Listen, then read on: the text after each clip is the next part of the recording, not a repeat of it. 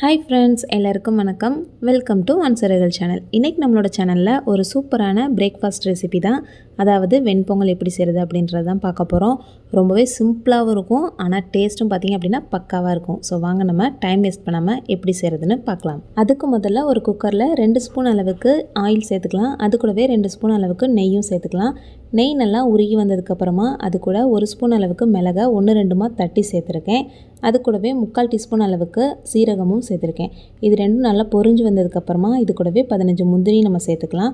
இது நல்லா வறுபட்டதுக்கப்புறமா இது கூடவே காரத்துக்கு ஏற்ற மாதிரி 4 பச்சை மிளகாவை 2ஆக கீறி சேர்த்துருக்கேன். அது கூடவே 2 கொத்து கருவேப்பிலையும் சேர்த்துருக்கேன். நல்லா மணம் வர நல்லா வதங்கினதுக்கப்புறமா இது கூடவே 1 இன்ச் அளவுக்கு இஞ்சியை குட்டி குட்டி பீசஸாக கட் பண்ணி சேர்த்துக்கலாம். கொஞ்சம் கொத்தமல்லியும் சேர்த்து நல்லா வதக்கி விட்டுடலாம். இது நல்லா வதங்கி வந்ததுக்கப்புறமா இது கூட 1 கப் அளவுக்கு அரிசியும் அது கூடவே 1/2 கப் அளவுக்கு பாசிப்பருப்பும் சேர்த்துருக்கேன். இதை நல்லா அலசி நல்லா தண்ணியில் ஒரு 15 மினிட்ஸ் ஊற வச்சுருக்கேன். இப்போ அதையும் சேர்த்துட்டு எண்ணெயிலே ஒரு 2 நிமிஷத்துக்கு நல்லா வறுத்து விட்டுடலாம். ஸோ இது எல்லாமே நல்லா வறுபட்டதுக்கப்புறமா இதுக்கு தண்ணி நம்ம பருப்பை கால்குலேட் பண்ணவே தேவையில்லை. அரிசி 1 கப் எடுத்திருக்கோம் அப்படின்னா 4 கப் அளவுக்கு தண்ணி, இதுவே நல்லா கரெக்டாக இருக்கும். ஆனால் இந்த பொங்கல் இன்னுமே கொலன்னு நல்லா குலைவாக வேணும் அப்படின்னா நீங்கள் 1க்கு 5 கூட வச்சுக்கலாம். நான் 4 வச்சுருக்கேன்.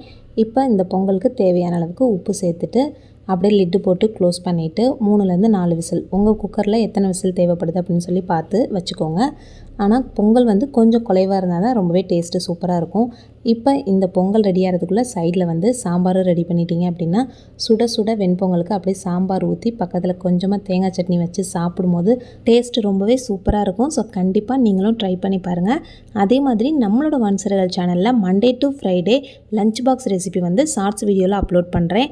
அதை பார்க்கணுன்னாலும் சரி, அது போக தேர்ஸ்டே ஹேர் கேர் டிப்ஸு, அதாவது hair pack, hair mask, hair oil, சிம்பிளாக எப்படி நீங்கள் உங்களோட ஹேரை டேக் கேர் பண்ணிக்கிறது அப்படின்ற வீடியோஸ் உங்களுக்கு நான் கொடுத்துட்ருக்கேன். அதையும் பார்க்கணும் அப்படின்னாலும் நம்மளோட ஒன்சரகல் சேனலை சப்ஸ்கிரைப் பண்ணி வச்சுக்கோங்க.